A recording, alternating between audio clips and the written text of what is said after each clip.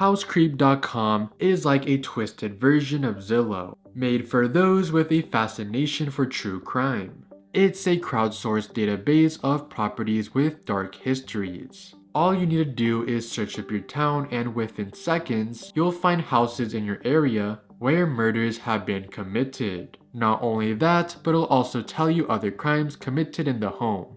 The information is gathered from personal experiences, online articles, old newspaper clippings, death certificates, and other public records, which people upload and publish directly to the website. Now, lucky for me, my neighborhood is pretty safe, but a few houses did pop up with crime.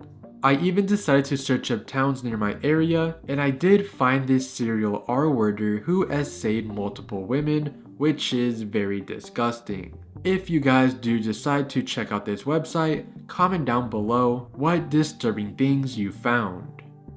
Insecam is one of the most unsettling websites you'll ever hear about. It's essentially a directory of unsecured live IP surveillance cameras, thousands of them broadcasting from around the world. These cameras are accessible because their owners never change the default passwords. Right now, it's estimated that over 100,000 of these feeds are still available on the site, streaming everything from homes to offices to parking lots. Now, for the most part, it's mainly cameras from traffic lights, but it is possible to find surveillance feed from the inside of somebody's home. For the making of this video, I decided to go camera to camera, and I came across some US homeowners' camera that was facing their front porch. Now, of course, I don't have any ill intentions, and plus I didn't even save their camera. So don't expect me using that random guy's porch as B-roll footage. But from what I remember from the guy's feed, it was nighttime, the camera facing his porch, and he had a package outside, which, dude, come on. Are you really gonna leave your package out at night in front of your porch? Like, dude, just bring it in.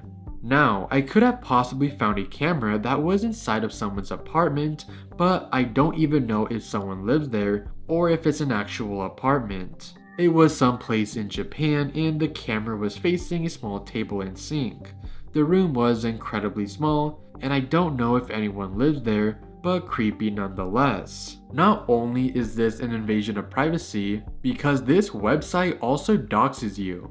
Because once you click on a random camera feed and scroll down, you could find the country that the camera is in, the city, the company that manufactured the camera, and even the exact coordinates that this camera is placed. Now, I have been scrolling through the website, getting B-roll footage of public places, and I came across one of the most disturbing camera feeds of all time.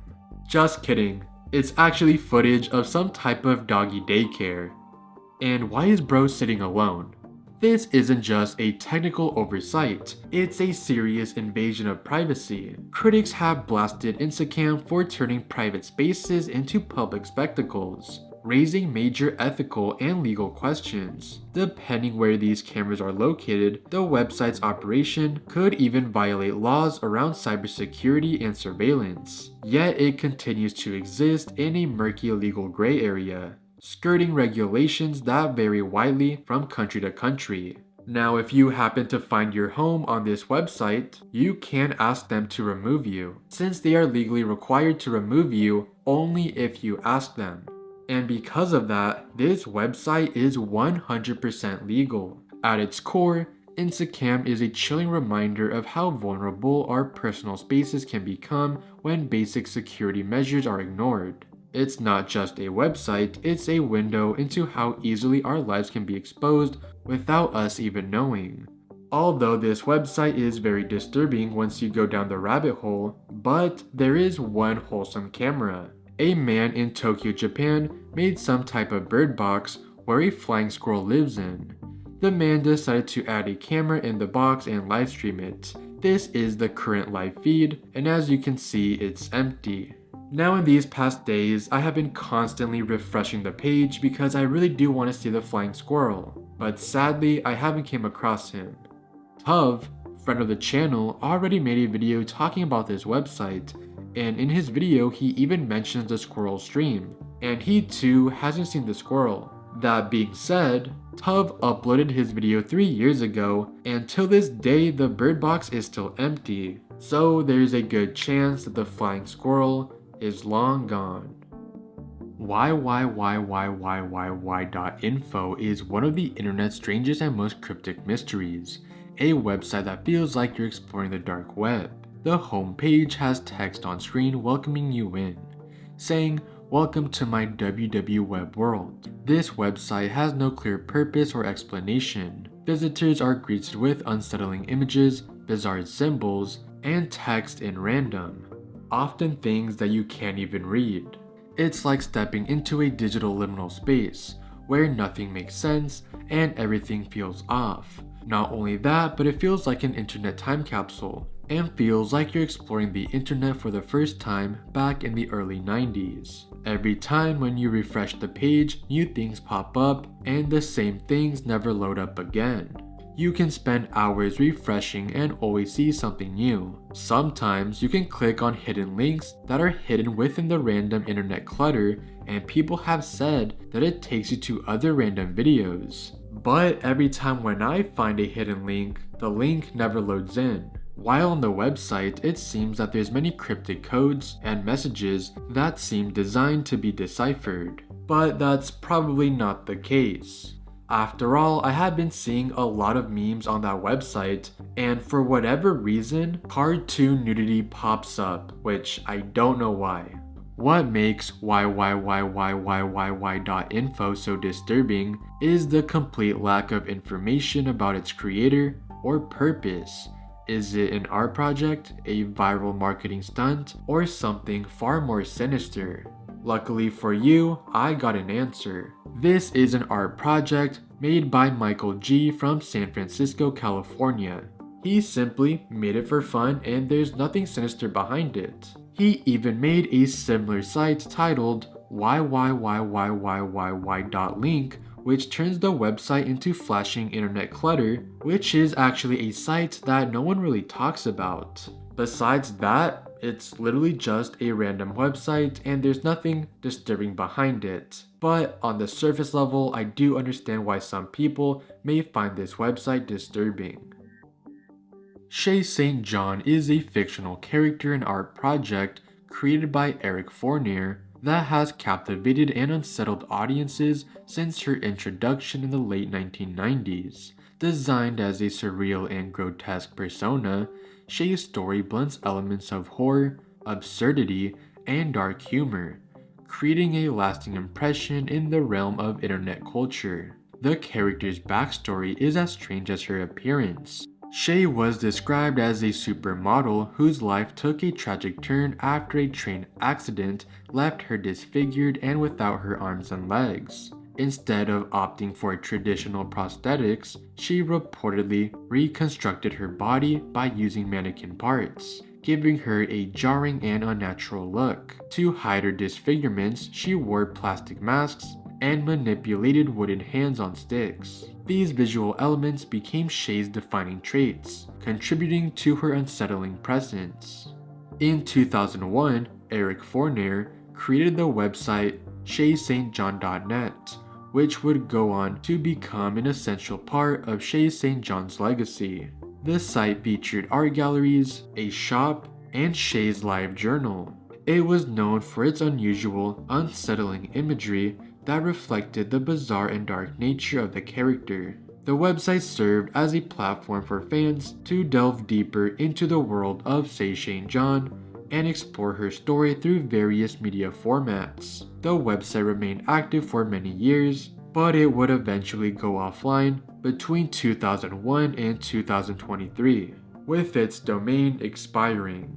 Eric Fournier opened the YouTube channel Elastic Spastic Plastic Fantastic on August 30th, 2006, where he uploaded all 56 Shaye St. John videos, allowing a wider audience to experience the eccentric and disturbing nature of the character. However, the channel was unexpectedly terminated by YouTube on December 18th, 2017. Despite this setback, fans of Shaye St. John kept the character alive through re-uploads, ensuring that her influence on internet culture endured long after the channel's removal.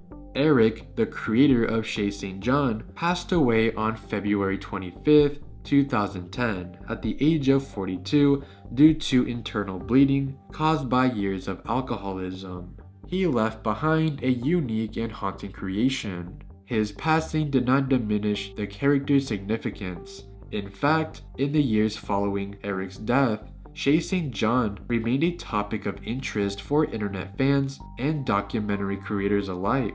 Documentary director Larry Weasel, who met Eric Fournier in 2008, launched a Kickstarter campaign for a documentary film titled Eric and Shaye, which focused on the life of Fournier and the story behind Shaye St. John. The documentary premiered on October 31st, 2016. Rest in peace to this internet legend. For the fifth entry for this video, I won't only be talking about one website, instead I'll be talking about three. The reason why I'm combining the three is because these three websites are pretty similar. Skywaybridge.com is a website that documents incidents of suicide and suicide attempts associated with the Sunshine Skyway Bridge in Florida. The reason why this website exists is because it's a popular place to live your final moments. Established in 1998, the site presents news, stories, opinions, and commentary on these events. It explicitly states that it neither promotes nor condones such activities. The Sunshine Skyway Bridge, completed in 1987, is a cable-stayed concrete bridge spanning Tampa Bay, connecting St. Petersburg to Bradenton. It is notable for its length of approximately 4.1 miles and its distinctive bright yellow cables. The site acknowledges that it may not be suitable for all audiences, particularly those who have been affected or easily offended by discussions on the topic. Another similar website is called Worldmeter, which allegedly shows an accurate population count, although I would take this with a grain of salt. The website does not only show the current population because it also gives you the live birth and death count. Not only that, but they have counters for the most random things that erases any credibility that this website claims to have. Because one of the counters are titled Cigarette Smoke Today, which has to be something very hard to accurately calculate, so I doubt that this website is legit. Only reason why I feel like mentioning this site is because knowing that thousands of people die in a day is pretty morbid. However, this next website is far more accurate and just as disturbing, because we will be talking about planecrashinfo.com. Planecrashinfo.com is a comprehensive database and resource dedicated to documenting aircraft accidents and incidents. The website compiles detailed records of commercial and private plane crashes, providing insights into their causes, outcomes, and other related information. Key features of the site includes the pilot's final words, every celebrity that has died from an aircraft, photos of the aftermath, top 100 worst crashes, statistics, and more. This is by far the most accurate death counter because it specializes on aircraft deaths all the way from 1920 all the way to 2025. Luckily, there's nothing for 2025 just yet. The most recent tragedy at the time of recording was on December 29, 2024 in South Korea. While attempting to land, the aircraft overran the runway and crashed into a concrete wall supporting the localizer antenna, which bursted into flames. The tower issued a bird strike warning. 1 minute after, the crew declared a mayday. The aircraft landed gear up on runway 19.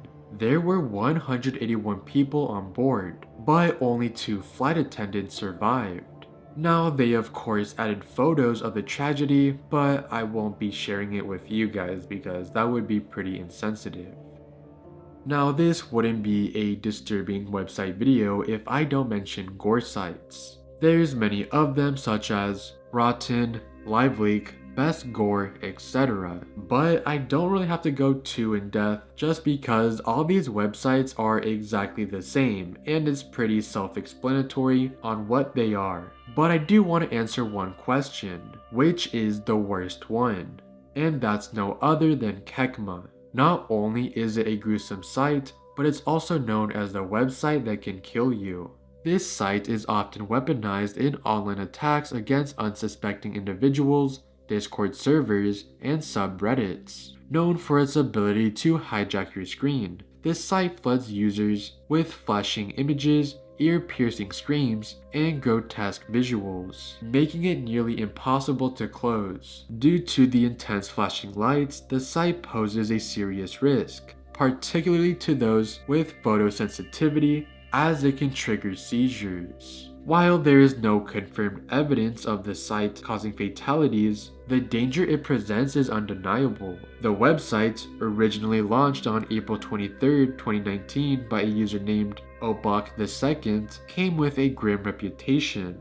Upon entering, visitors were met with a darkly worded warning, followed by disturbing GIFs and videos if they chose to proceed. Over time, Kekma became a nightmare for Discord users as trolls weaponized its link, leading to widespread server raids. The problem grew so severe that Discord itself banned the Kekma URL. Kekma's content evolved over the years with updates to its horrifying visuals, including a graphic bear attack replacing early imagery. By February 16, 2022, the site had amassed over 30 million views before its original creator decided to shut it down, a decision welcomed by many. However, the internet is rarely forgiving, and archived versions of Kekma began to resurface, fueling rumors that the site was making a comeback. While these re-uploads appeared to be the work of independent users rather than the original creator, the risk of encountering Kekma's content remains. Kekma comes and goes, so if a random Discord user randomly sends you a link, do not click it. Before we get into the last website, I do want to say thank you for all the continuous support, and because of it, I will be giving you guys a bonus website. So I'm no longer talking about 7 disturbing websites because now it's 8. The bonus website that I'll be talking about is the infamous Heaven's Gate website. The Heaven's Gate website is a haunting relic of the infamous cult of the same name, which gained notoriety in 1997 after the mass suicide in Rancho Santa Fe, California. Created as a tool to spread the group's ideology, this site remains active today, serving as a digital time capsule of the cult's beliefs and practices. Designed in the simplistic style of the late 1990s web pages, the website featured bright, blocky text and a minimalistic layout. It promotes the cult's doctrine, which combined elements of Christianity, New Age beliefs, and ufology. Central to their ideology was the belief that a spacecraft following the Hellbop comet would transport their souls to a higher existence. The website includes detailed explanations of their teachings, their interpretation of scripture, and information about their mission to escape the human condition and ascend to a higher spiritual level. Remarkably, the Heaven's Gate website is still maintained by 2 surviving members of the group. These individuals did not participate in the mass suicide and now oversee the site to preserve and disseminate the group's message. Visitors can explore the site as it was in the 1990s, complete with writings, audio recordings, and links to purchase materials produced by the cult. While the website offers a chilling insight into the mindset of the Heaven's Gate cult members, it will always be part of the internet, as this could have easily become lost media after the crimes committed by this cult. If you want to learn more about this cult, as well as other deadly cults, make sure to watch this video after this one, and I will be providing a link in the description. The final website we'll be talking about is just disgusting and degenerate behavior because we'll be talking about revenge porn sites. Revenge porn is a concept of sharing explicit photos of somebody without their consent, particularly in X. People tend to buy, sell, and trade these photos or videos, and they don't even have to be an ex-partner. It can be explicit photos of anybody. And yes, this is very illegal and is a misdemeanor crime.